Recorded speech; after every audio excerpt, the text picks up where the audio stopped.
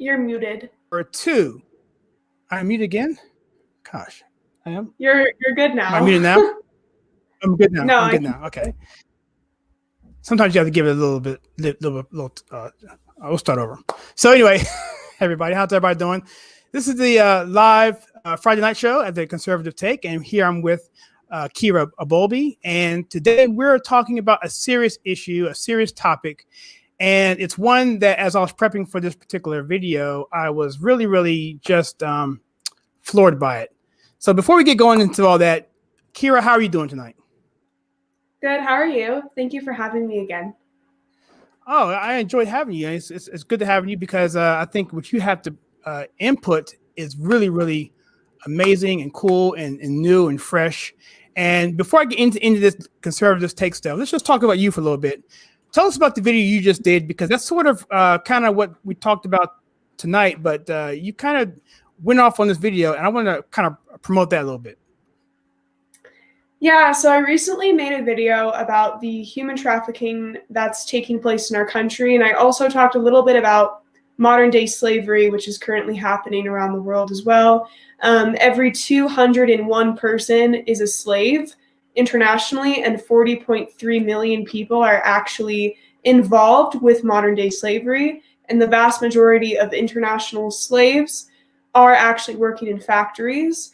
In the United States, there are many young kids who are being trafficked, and this is especially happening at the U.S. southern border, and no one's bringing attention to it. A lot of people from both parties. One party in particular, the Democratic Party, unfortunately, is not bringing a lot of light to this issue. Some of them are dismissing it. You have AOC, who was crying at a border gate a few years ago, and now with everything that's happening, she's acting like it's not even happening. It doesn't even exist. You're not seeing anything that she's doing. So I made this video because I wanted to reach out to what is happening in our country, and I wanted to talk about what's going on worldwide, because this is an issue that no one brings light to, and I felt like if no one else is going to bring light to it, then I guess I will. So that's why I came out with this video, and I really encourage everyone to go and watch it if you don't mind. I worked really hard on that video, and I also spent about 3 days researching for that, and I really just want everyone to see it and see what's going on. And I also wanted to kind of mention in the video as well, because for some reason there has been a border crisis for many presidential administrations.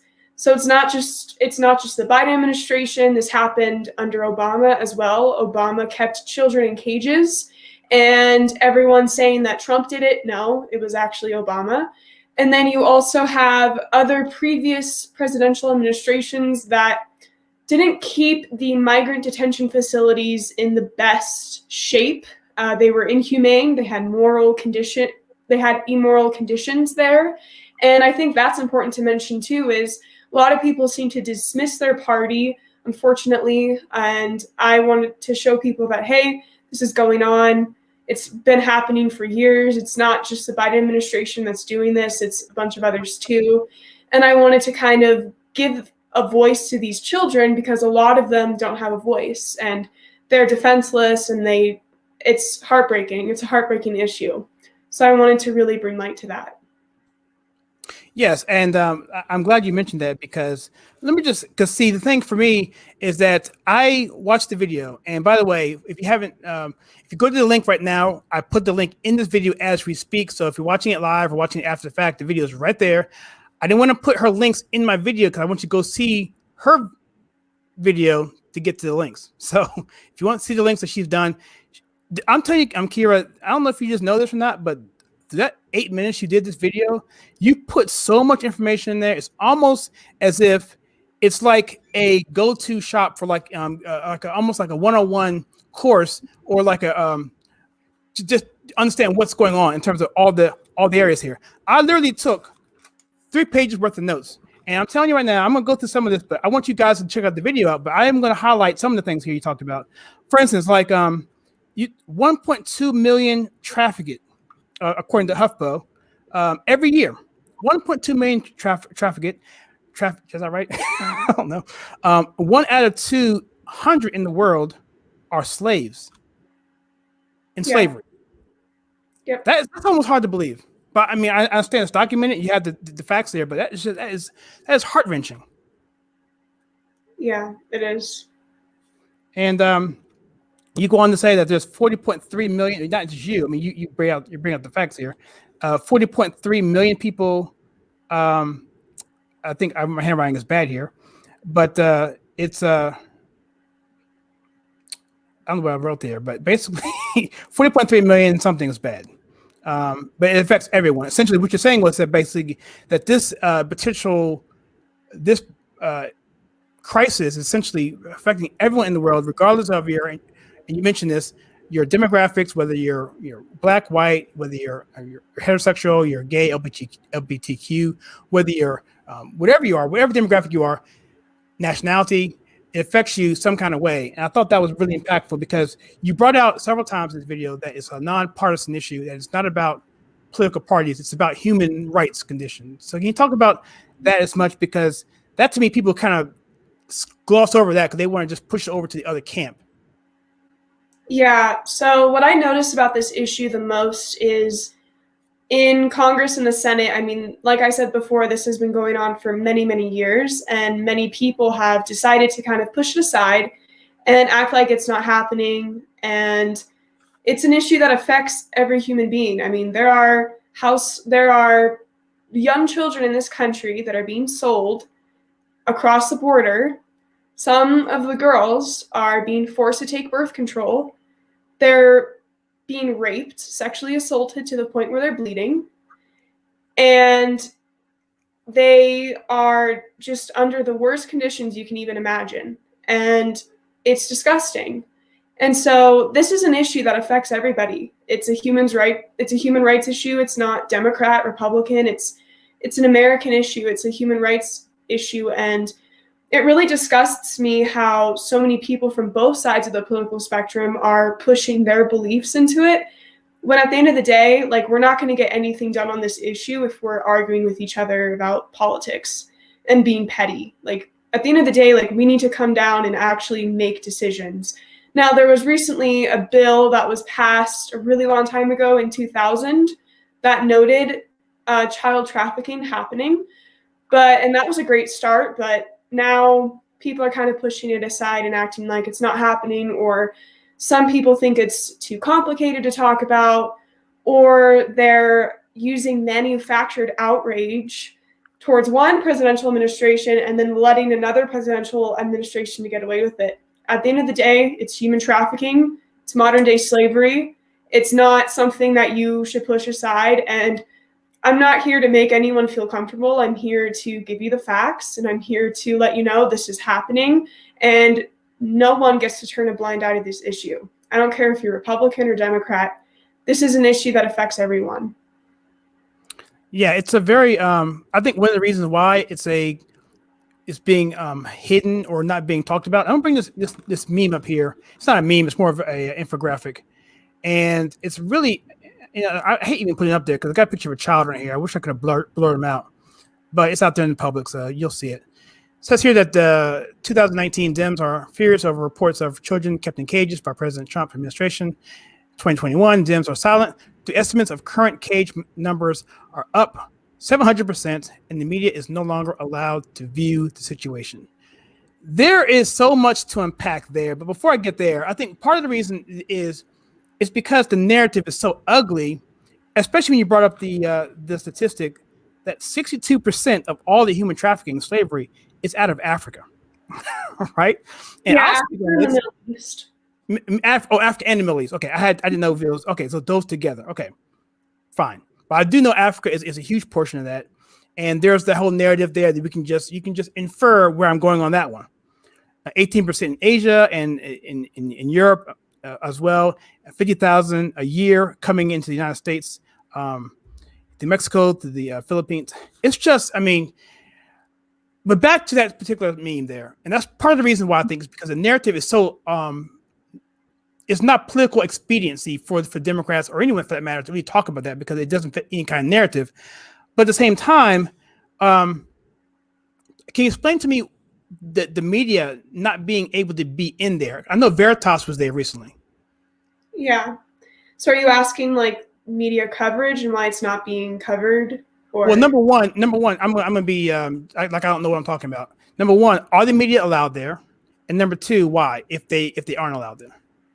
Well, they're not allowed there, and attorneys aren't allowed there either right now because the Biden administration wants to hide it. They don't even care about what's happening, and it's really sad.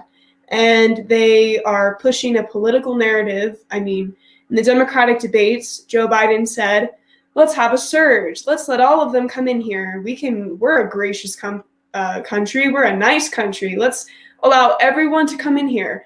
When in reality, I'm sorry to say this, but you don't get to say that. And then when this is happening, you don't get to turn a blind eye and act like it's not happening.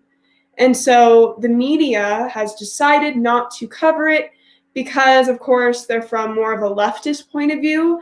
And they always try to kind of give the Biden administration, at least recently, even before he was in office illegitimately, they were actually not even they were reporting on him unfairly. They were like, oh, he's such an incredible guy. He's so great.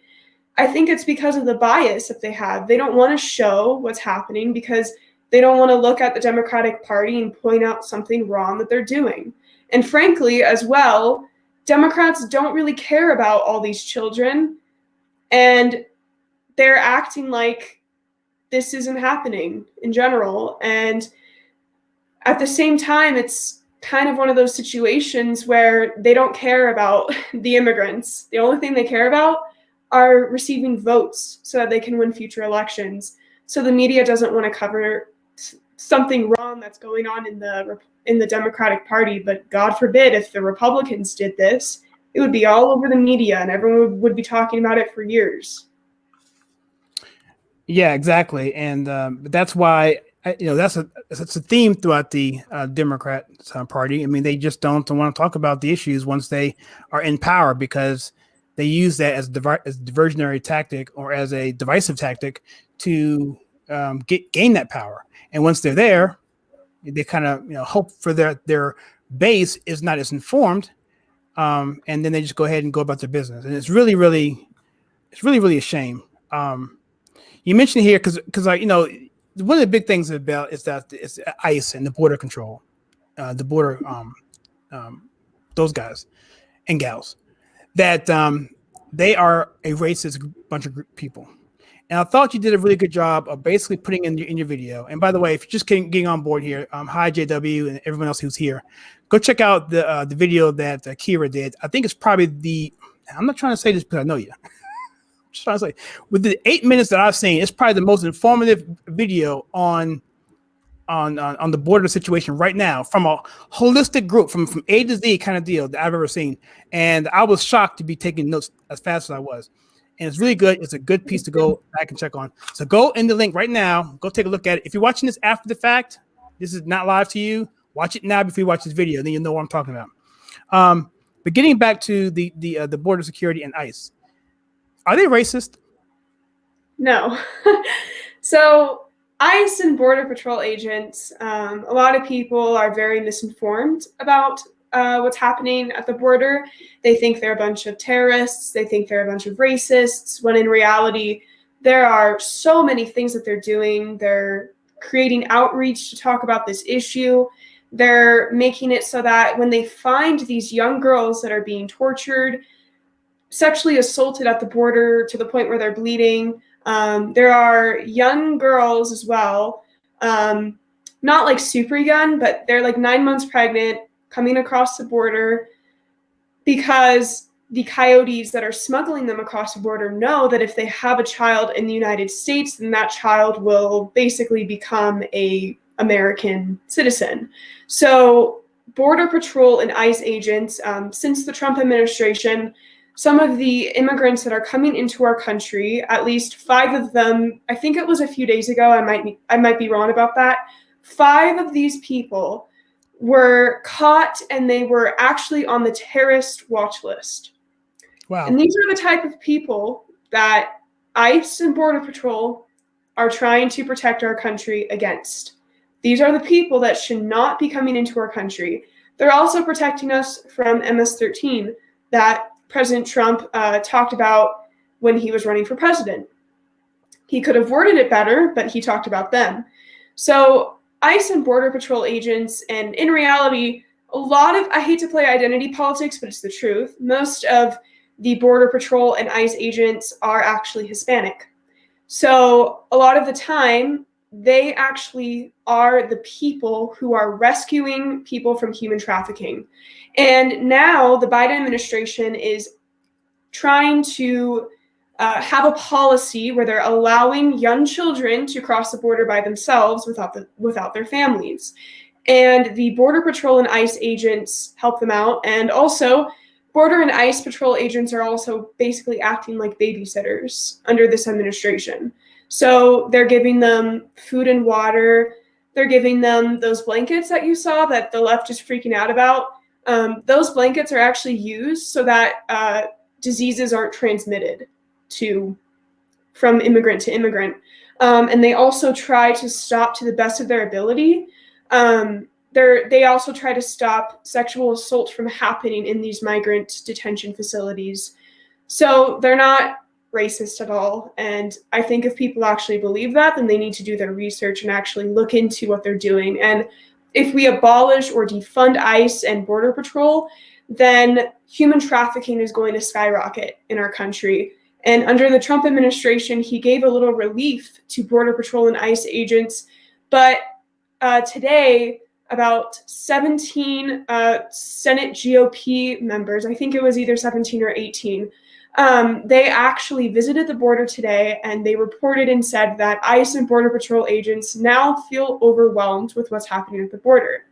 So no, they're not racist, and people really need to look into and do their research if they actually believe that. There's a lot of resources on the CBP website, which is for Border Patrol, that you can look up and educate yourself and research. So. Yeah, that's awesome. Thank you for doing that.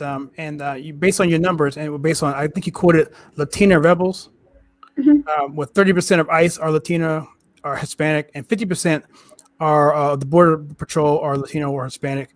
But the thing is, a 2-to-1 ratio for Hispanic, for Black, for Asian. So yeah, so if they're if they're racist, I like to have someone explain to me about that. So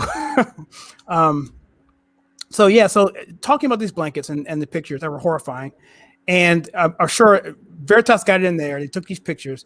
Do you know what's going on in terms of those images now? Or has that affected? I'm sure it's affected the narrative somewhere, but has it gone up the chain a little bit? Is there any legislation being taken action wise, or you can even talk about ALC and her thing, or even talk about the question posed to Vice President Harris and her response. Just what kind of reaction are we getting out of these pictures that came out that put this in the front of our headlines? People are horrified on both sides. There's a lot of people on the left who are acting very hypocritical about this, and there are also many just people in general feel very ashamed and upset about the images. And a lot of people that are liberal, unfortunately, aren't talking about what's going on at the border, which I find very disgusting.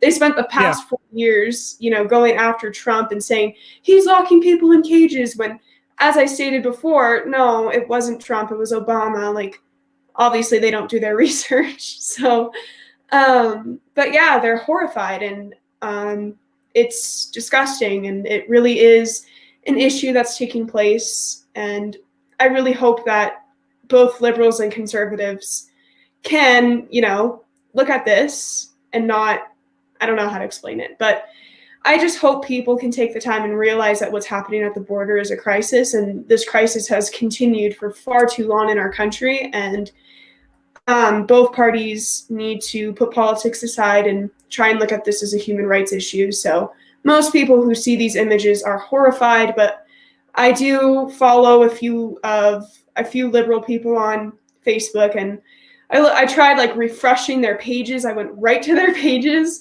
They weren't posting anything about these images, and it's really disturbing to me personally. Yeah, what's interesting was you mentioned about the tight spaces, and I think I put something up there. But the fact is that they're so packed in there. And that you mentioned, I think before that in the video, I believe you said that there were 5 people that came across that had definitive COVID, and they're still in this situation with these people. And you mentioned kind of like tongue in cheek there. I like how you did it. He said, and there's no CDC guidelines being followed there. And so it's just the level of hypocrisy and the level of uncaringness. It's just, I mean, it's really, really. I think every week we say the same thing, right? I mean, it's like, how could they do this? And how is it that no one is able to actually come up and say, smack somebody and say, wake up, let's take a look at this. Hey, Miss Vice President Harris, are you going to go to the border? Ha, ha, ha, ha. Oh, not today. And just to say whatever. It's good to know that you said 17 to 18 Republicans went down there, which is awesome. Let's get it to be 50. If it's get to be 50 senators or 100 senators, for that matter, bringing awareness to this, because like you said, I mean, we're talking about children, and they spent so much time talking about these kids in cages, which the narrative changed on election day. I mean, on inauguration day, and all of a sudden now they don't want to even talk about them, and yet the sexual trafficking has gone up. I think the graph we saw there is up 700% at a minimum, and yet there's nothing being done about it. Yeah. And it's just really disgusting to see it on the left. I personally believe that I always call out hypocritical people on both sides. I mean, I'm obviously a conservative, but even if Republicans were doing something hypocritical, I would call it out. And I kind of did that in my video. If you watch it, I wasn't disrespectful, but definitely called out some of the hypocritical people on both sides who are just not really looking at this issue, not talking about it. I called out the mainstream media, and I also called out people on both sides of the political spectrum to, wake up and see what's happening. And I'm hoping that when people watch my video, they can share it and they can just let people know. I mean, this video, I hope people will share it everywhere they can. And I'm hoping to reach light to this issue and give a voice to these young kids, because they deserve it, and they've been ignored for far too long, and I hope to give them a voice. And I'm hoping that we also have more people that run for office who actually care about our country, both on a border aspect and also in general too. Yeah, you definitely framed your video as a moral issue, as a human rights issue, and you ended the video again. I don't want to spoil anything, but I will say this though about your video, that it's very much a evergreen type video, meaning that it doesn't have a timestamp, right? So it should continue to be looked at. And the data may be erroneous in terms of its numbers. Hopefully they'll go down, but even if they do go down, at some point they were as high as they are now, and that still should be concern people. And the fact you framed it as a human rights issue and a moral issue, a morality issue, and I think the most heartfelt thing in this whole video, and I'll get choked up even saying if I think about too much, is that you're giving a voice to these kids who don't have a voice, and that's very, very powerful because I have a kid, right? And we all have kids. Well, not all of us as kids. We all like kids, I hope. And they're just innocent, right? I mean, they are totally dependent on us to take care of them, okay? Emotionally, spiritually, and most importantly, probably physically, because they got to be alive. But they're all important. And to be put in a situation like that, it must be just horrifying. And the Bible talks about, just some serious penalties in the Bible talking about mistreating children. And, I think that was really, really a good statement you made there toward the end of your video, and about people waking up in the mainstream media and the hypocrisy and the shame that should be on people's faces for not taking this particular issue to the point where it needs to be addressed. And I'm hoping at this point now that something will be done about it. I don't know. I don't have any hope whatsoever. What's your feeling right now? What's going to happen in terms of the Biden administration, or any kind of pressure that the GOP can put, or even some kind-hearted Democrats can put on the administration to make some action on this? I personally believe that we are way too politically divided as a country to even try and come together about an issue like this, which is really sad to me because as I've mentioned many times, and as I will continue to mention, this is a human rights issue. It's a moral issue. And I really hope that people come together, but with how politically divided we are, I mean, even with what happened with some of the stuff that happened this week, honestly, I really hope they come together, but with how divided we are, I don't know. You raise another issue that I want to talk about here quickly here is where are the feminists on this? Because half these people coming across are females. And the ones that are being, I can't conjecture my own, I'm inferring into this, but some of these females are being mistreated at horrible levels. You said some are being bled, being raped, and so forth, and that they're taking birth control before they go across the border. I mean, how horrifying is that? Oh yeah, by the way, take this before you go across the border because you're going to get raped. I mean, that is just horrible. So where are the feminists on this, and why is it that they seem to be totally quiet on issues that deal with serious issues that deal with females around the world, for that matter? I'm going to answer this with kind of a fast answer, not going into a lot of detail. But I think a lot of feminists are not looking at this issue because it doesn't fit their political agenda, which is really disgusting. So, yeah, I think that's why personally. Well, yeah, I can already know the answer to that. I want you to speak on it because you did mention it. I thought it was a good point and very valid. But you mentioned a gentleman that you were trying to see, and I want you to tell the story of this person. My wife actually knows of this person. He's on Glenn Beck, from what I understand, all the time. I feel like an idiot for not knowing this guy. But I think his first name is Jaco. So can you talk to me a little about him and what he's about and what he's trying to do and what happened to him? Yeah, so his name is Jaco Bouwens. I think he's from South Africa. And I saw him speak at a few Turning Point USA events. And he is, his sister was actually human trafficked. And so he spoke out about it. At the time, he and his family didn't necessarily know that she was being trafficked, but they knew something was wrong, something wasn't right. And so he decided to start tackling this issue, which I'm super happy about. And he made a really great TED Talk about it. So I think everyone should go watch that. He's an incredible activist, and he's doing God's work, and he's saving lives each and every day. And I'm just so beyond grateful for him, and I'm grateful that he's even alive, honestly, because he's actually talking about this issue not from a political standpoint, but from a biblical and human rights standpoint too, which is really nice to see, and it's fresh. Yeah, that's awesome. I'm gonna give a shout out to a ministry that I know here. Honey, who's that? Gary Noel. What's his ministry? Okay, so there's a gentleman by the name of Gary Noel. He's out of, I think, Raleigh, North Carolina. Gary Noel, and he's got a ministry called Outreach America. They're 501, all that. You can go check them out. They basically go out and do like stealth operations. They go to different countries, extractions, and find children who are being abducted and pull them out of there. I mean, it's like out of like the movies.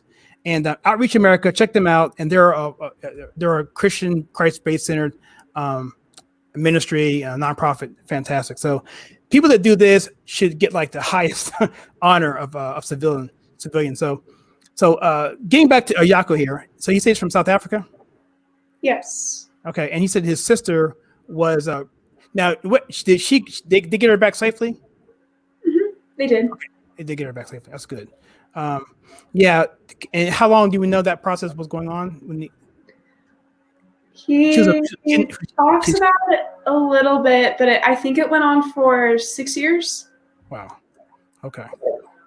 Yeah, I'm gonna find that TED Talk and put a link in here as well. I'm gonna ask. Actually, I saw a movie called Rambo: Last Blood.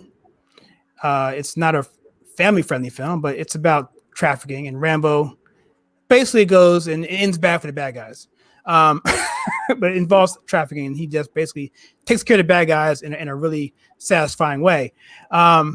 Which is what made me think about Outreach America, because these guys are truly patriots, and they're truly men of God and women of God, and I really look up to the people like that. So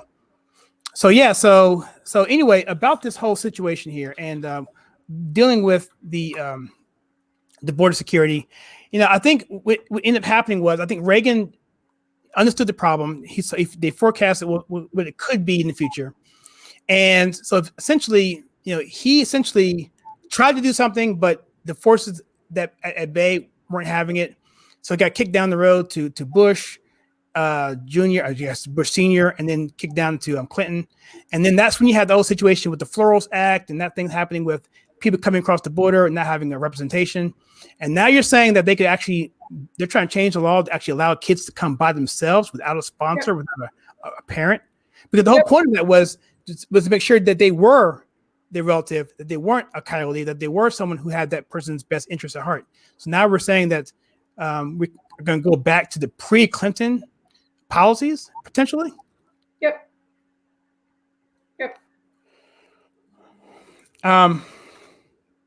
I really don't know much more to say on this, because I mean it's so what are your plans going forward with this? Are you going to do more videos on this, or are you going to be looking at this more of like a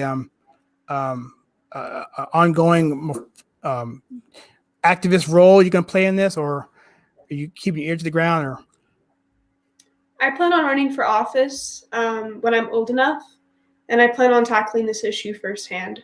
And I'm hoping that people take the time and actually listen to what I'm saying instead of calling me racist. So we'll see how that goes, but I do plan on running for office someday and tackling this issue head on. So when they call you racist, what's the rationale that they're coming at you with? They think I'm racist because I'm pro securing our border, and they think that I'm racist for standing up against what's happening at our border.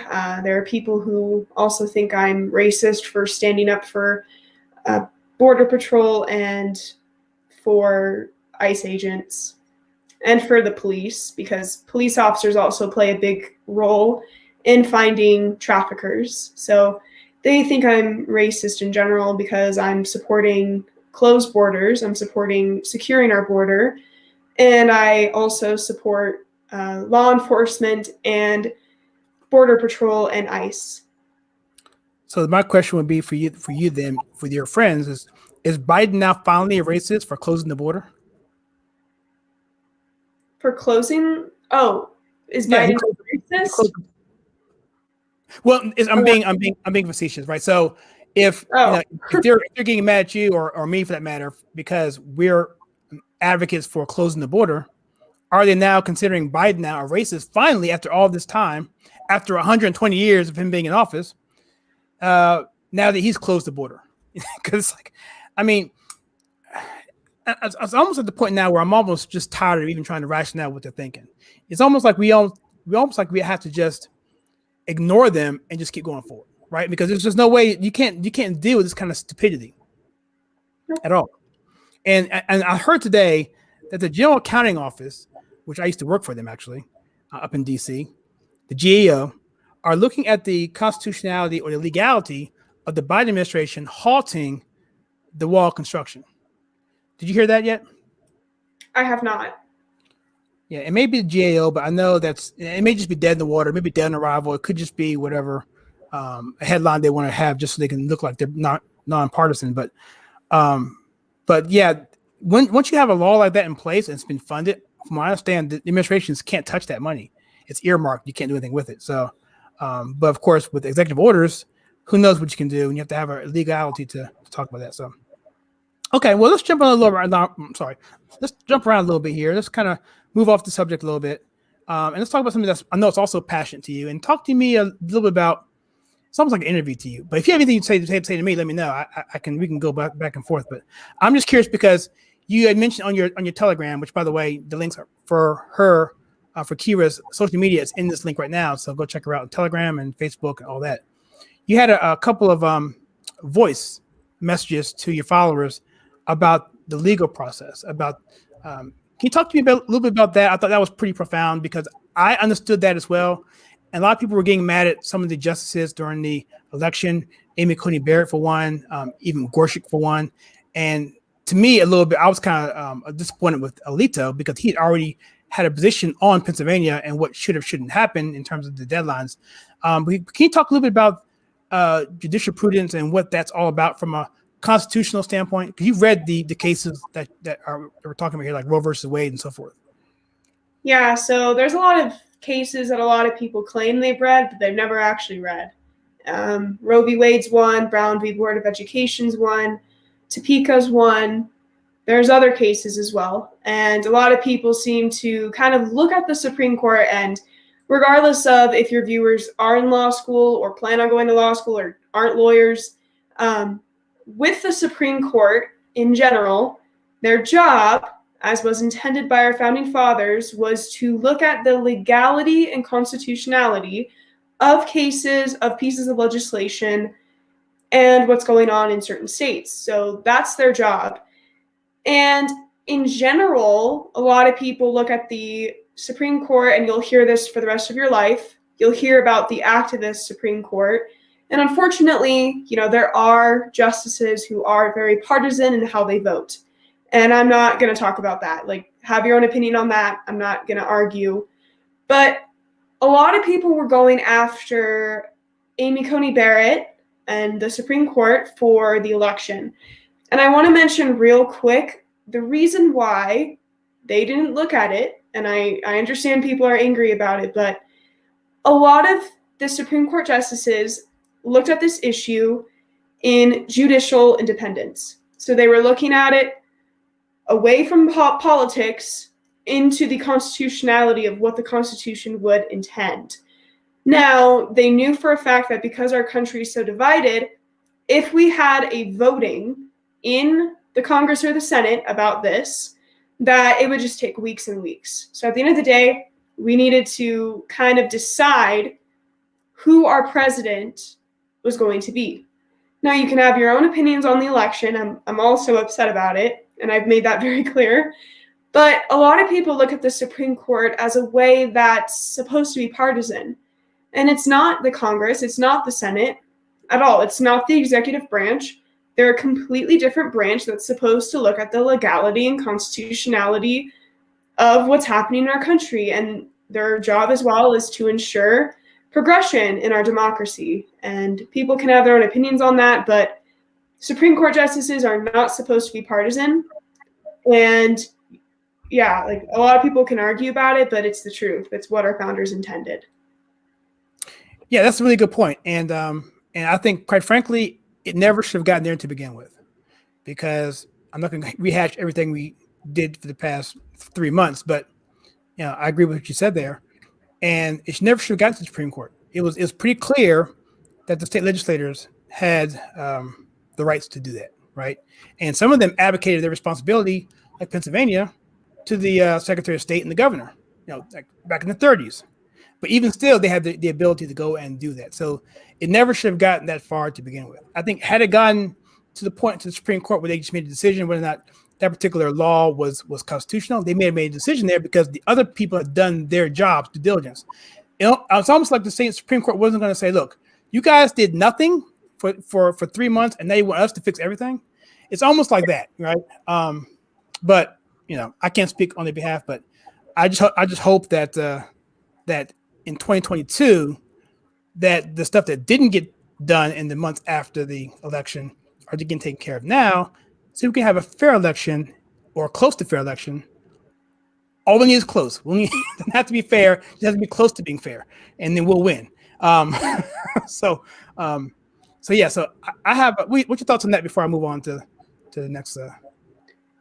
I mean, our elections should be fair, and they shouldn't be close to being fair. They should be fair. Like right. That's the reality.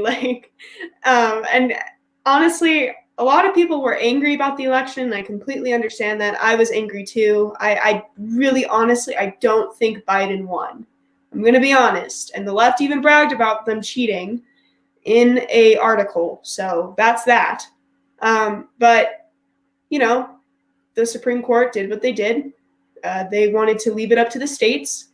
That's why they did it. And people need to stop complaining about the Supreme Court and about the justices. And I was watching Louder with Crowder when he came back, and he was upset about Amy Coney Barrett. And honestly, I just really want to encourage people to just read the Constitution and the Federalist Papers, because they talk a lot about that in there. And it frustrates me because as someone who wants to possibly go to law school and get a law degree and become a lawyer and practice law, it honestly angers me when people are complaining about stuff, about procedures that they know nothing about. So I just want to encourage people to be well-read and informed about what's going on and how our democracy should progress. Yeah, you mentioned the Federalist Papers. So for those of you who may not know, some of the newer viewers, they're basically papers that came out after the Constitution was written. Many different authors like Hamilton and Monroe, and they basically answering constitutional questions about what the original intent of the Constitution, and they go through just like several, 30 or 40 of them, and it goes in the depth of what they meant and what they intended, and so it's a good clarification. I think that's the basis for most of constitutional law. Is that correct? Mm-hmm. Yep. So so that's a really good point. I hadn't even thought about that, but yeah. So we have a question here, and we're gonna try to end this up in an hour, but we have a couple questions here from Digi Lyrician. I hope I pronounced that correctly. And I'm going to put it up here on the screen. And it says here, is that spelled right? Coyotes, or is it spelled coyotes? Okay. Traffickers, coyotes are making money on the border. The question is, how many politicians are making profits on it? Invested in illegal labor or getting donations from companies that hire illegals? Now, that's one thing I was saying before, that traditionally speaking, I'm taking off the screen so I can see. Traditionally, you have the politicians would be, the labor force would be going to the Democrats, and then the cheaper labor would be more to the Republicans, because so you had both sides had interest in there, and neither one of them wanted to do anything about it. And he goes on to say here, follow the money, and you know why the border stays open. There's business on both sides, unfortunately. I have to agree with that. What's your thoughts on that particular statement? Well, the traffickers or coyotes made about $14 million last month daily because of the Biden administration. So I completely agree with that. And there is business on both sides. This is a business. It's basically, it's trafficking. That's what it is. And it's disgusting. And I think that you're exactly right. There is business on both sides, and we need to take account of that and move forward with solutions, not be all talk and no action. And that's hopefully, when I run for office, I will run very hard on immigration reform in our country. Is there any kind of watchdog organization whatsoever that it's outside of the courts, outside of the politicians, that has power outside the UN. Which, unfortunately, the UN would be the organization that would be responsible for stuff like this, but we know about them. So, is there anyone outside of the UN, the politicians, or the the lobbyists that can kind of address this in a way that's maybe Veritas? Maybe, I mean, do you know of anyone else? Veritas or Jaco Buins and his organization. I don't know what it's called, and I don't want to like say anything incorrect, but and then be canceled for it later for being incorrect. But you can look at Jaco Buins, and you can also look at Project Veritas. And Project Veritas, a lot of people look at, and they look at it and say, oh, well, this is a conservative organization. They also hold Republicans accountable for corruption as well. And they are really raising light on these issues. And you can also go and check out CBP. You can check out Border Protection. You can also check out the Department of State. They have really good statistics on what's going on. There are a lot of organizations that are trying to look at this. I think we should have more, but there are definitely, you just have to dig and find the numbers and educate yourself and research. Okay, well, yeah, thank you for that. I'm going to bring up some more points here that are kind of outside of the children's safety, but just in terms of just money and budgeting, because, from what I understand, they're spending a lot of money on housing people. You say were at one point, hotels and so forth, which I understand. If you have a crisis, you do what you have to do. And Democrats are famous for throwing money at a problem. But at the same time, we have homeless veterans. We have American citizens who are homeless, who don't get a dime at all. And I think the amount of resentment that happens, and you want to talk about people who, if you want people who are caring and loving, it's very difficult. I'm not trying to make excuses for people for hating, because I'm not about anybody hating just like you are. But if you're a veteran on the street corner and you haven't had a dime thrown at you and you fought a war for us, or if you're an American citizen, paid taxes your whole life, and next thing you know, you have a situation where people who aren't even citizens getting funding and you're not, it's very difficult to be loving in that point. So then you have resentment. So then you have a circle of hate going on, which is being enforced. We're being encouraged by our government for not caring anything about our own citizens. So what are your thoughts on that and the money being spent, or is there anything that we can do about that outside of an election in 2022? Sorry, what's your question again? Sorry.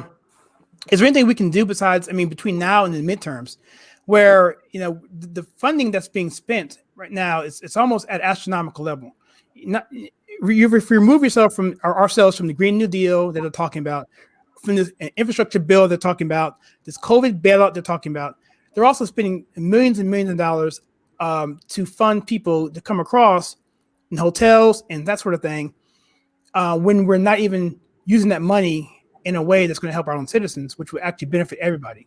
And so it's almost as if, and I guess my question is what is there to do short of another election in 2022 that can be done at this point in time to kind of let it be known that we aren't for this additional spending on a crisis situation that was enhanced by the Biden administration?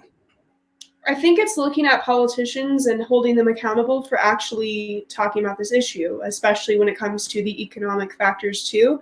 So for example, I have been kind of negative on this live stream, and I apologize for that. There are also many Republican senators who are doing great things. Ted Cruz is raising a lot of awareness on this. Donald Trump raised a lot of awareness on this. President Trump was actually took a lot of hits about trafficking, and he really countered that. He tried his best to counter that during his presidency. And you have Lindsey Graham, who has a really, really good voting record in the Senate of supporting pieces of legislation of comprehensive immigration. And you have Tom Cotton as well from Arkansas as well, who's doing that. And that's a really important factor. I think holding politicians accountable is the best thing we can do. Madison Cawthorn is also a great example of that. And Donald Trump Jr. is raising a lot of awareness about this. There are a lot of Republicans who are doing good, but we need to start voting out Republicans who are not talking about this issue. and that's a lot of them. So we need to have more younger people who bring a fresher view towards what's happening in the country, and we need to put more people in office that have more fresher perspectives. Well, I'm glad that we have that, because I think I was going to say basically write your congressman, your senator, or whatever. But I'm glad to know that and be reminded that there are people like Cruz and you mentioned Cotton and so forth that are taking action, but they can't really do it themselves. So we have to help them and give them support so they can continue on doing what they're doing, because this is the issue. Last time I checked, immigration is like a 70, 30, 80, 20 issue, meaning that most Americans want a sound immigration policy. They're not for illegal immigration. It's only that small 20, 30% of the people on the far left that want that. And we need to know that we're in the majority here, which is one of the reasons why Trump became president, was because of immigration. He brought it in the forefront like no other president, probably since, I don't know, Jefferson. I mean, and so, so yeah, so that's a good way to end this, because some positivity and the fact that this is not something that's going to go away. We're going to keep fighting, and because what's going to happen is, and the fact that they got rid of the lawyers' representation and the pictures from the media, it just tells you everything you need to know there. Because the more pictures we have out there, the more Veritas we have going in there, the more visits we have going in there, the more exposure we'll get, and this thing will get hopefully taken care of and be to the point where we can actually, because at the end of the day, it's not about kids coming across the border illegally or whatever. It's about keeping people safe, right? At the end of the day, you want people safe. If they come across the country, we take care of them, whatever, and then we can send them back in a healthy, safe manner. You want to keep people safe. That's the bottom line. I don't really care where you are, just as long as you're safe and healthy. And when you're forcing people to come across or encouraging them to come across because they're been told by the administration during the debates and even later than that to come on in a surge, is just it's a horrible thing to do to people, right? Because you're using them as pawns, political footballs, to get your way, to get your power. And now then they get here, you leave them out to dry. Who does that? So. Yeah. Definitely. And I think that we also need people we need to elect more people that are going to fight and not just sit in Congress and not have much of a voting record, and then we keep voting them in because they have an R next to their name. People need to educate themselves and research about the candidates that they're voting for. And for people on the left as well, we also, this is something that I would definitely do when I run for office, is I really think we need to repeal the policy of letting pregnant women from other countries to come into our country so that they can have their child and then be legal citizens. Woo. It's also a disgrace to people who have taken the time, many years actually, to try to come here legally and have tried to follow the procedures. And we also need to establish common sense immigration laws that are going to help people become legal citizens. And you look at stuff online, and I encourage your viewers to do this, type in how to come into the United States. The amount of things that you can see is crazy because they don't have comprehensive things. They tell you, sign this paper, and then you look at another website and it says that you should sign a different paper. So we really need to come up with comprehensive immigration laws so that more people with skills, and Trump talked about this too, we need immigrants who are actually going to contribute to our country. And that is what I want to run on. And people may think that's racist, but it's the truth. We need people to come in with actual common sense immigration, and we need people with skills from other nations to come in to help us out. And yes, like immigrants, when they come into our country, we need to allow them to come in a way that's legal. But we also need to come up with comprehension, if that makes sense. Yeah, you raised a really good point there, because people want to talk about Trump being racist or whatever.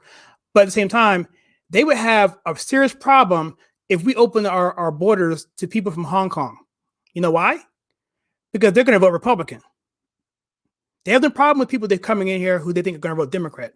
But people who are coming in a merit-based system, what we're talking about here, merit-based immigration. You're coming in because you're going to benefit us because we put money into citizens coming in. They're sponsored and everything else. We spend money. So we want return on our investment. And that's really what it is. I hate to put it that way.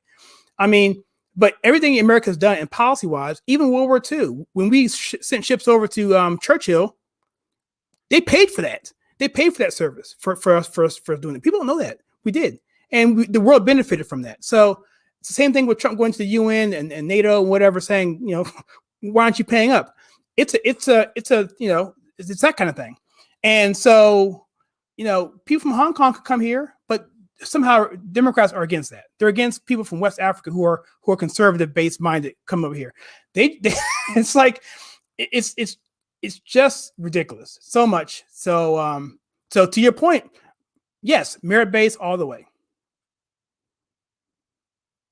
Absolutely. Yep. So okay. So cool. I think this has been a really, really informative discussion. And I think we've covered just about everything without giving total spoilers to your video, which, by the way, I will say again, is a fantastic video. You should be very proud. And it's something that's going to be watchable. You can earmark it, whatever. And if you could even have you add titling to it, like the chapter headings on that? No. I'm not telling you what to do, but it would be good because that way I could, as a reference point, just go, okay, here she's talking about this and this and that. You can do it after the fact if you want, but I just feel it's that kind of video. I can bookmark it and go back to it time and time again because this is not going away. This issue is not going away, and I'm afraid that there's going to be another surge and another crisis coming up, and it's going to get worse and worse. So, and the fact that you said that the ICE and the Border Patrol, even after the money that Trump gave them, are even now still overwhelmed. That's saying a lot. So, yep. So, anyway, is there anything you want to add to this discussion, or anything else you want to talk about? Yeah, I think I just kind of want to end this and tell everyone on this live stream to pray for law enforcement and ICE agents right now because they're very overwhelmed, and also pray for the people who are a part of human trafficking, the victims. We need to give them more of a voice, and we need to speak out and be more alert. And we need to show ICE and Border Patrol that we support them and that they're doing a good job. And the job is very dangerous too. Yes. It's become more militant with when Trump was in office. They actually had more militant accounts of people coming across the border trying to kill Border Patrol and ICE agents. So to the people as well who believe that they're racist and awful people, at the end of the day, they're the ones most of the time who are being shot at, not the other way around. They're not, I don't know a lot about those statistics, but it has become more militant, and their jobs are very difficult, and a lot of people coming across the border, they're being put in danger every day, and we just need to let them know that we support them, and there are bad people in every occupation. There's bad police officers, there are bad Border Patrol agents, there's bad ICE agents. There are bad people in every occupation, but a lot of the time they're doing good. They're doing good work, and we need to let them know that we appreciate them. Amen. Amen to that. Thank you. All right. Well, we're going to end it there. And I want to thank everyone for coming out. And I'm going to say it one more time. Go out to Kyra Bowlby's website or her YouTube channel. Links are in this video here. Link to her video we were talking about. That'll take you to all of her links there as well. Go check it out. And comment below and send her some love there on her page, and subscribe and all that good stuff, and share. And more importantly, not just about that, but share this video with people in general, because it's that kind of information. It's 8 minutes long in terms of the content. It's like a 9-minute video, but she covers most of it within the first 8 minutes, and so it's really, really fantastic. So, Kyra, thanks again for coming out here to the that live Friday night show, and I enjoyed it. And unfortunately, this topic was very serious, but it's very, very important. So, thank you so much. For having me. So, all right, everybody, I'm going to leave it at that. So I posted a video today. Check it out. It's about woke Christians. Woke white Democrats pushing blacks and Hispanics into the Republican Party. Check it out if you like. It'd be awesome if you check that out and gave me some comment and feedback on that. It's kind of out there in terms of kinds of what I typically do, because a little controversial, but I think it's well documented. So with that, everyone, have a great evening. Have a wonderful weekend. And I'll see you on Sunday night with Jackie. We'll do a top 3 show there as well. And until then, I'll see everybody next time.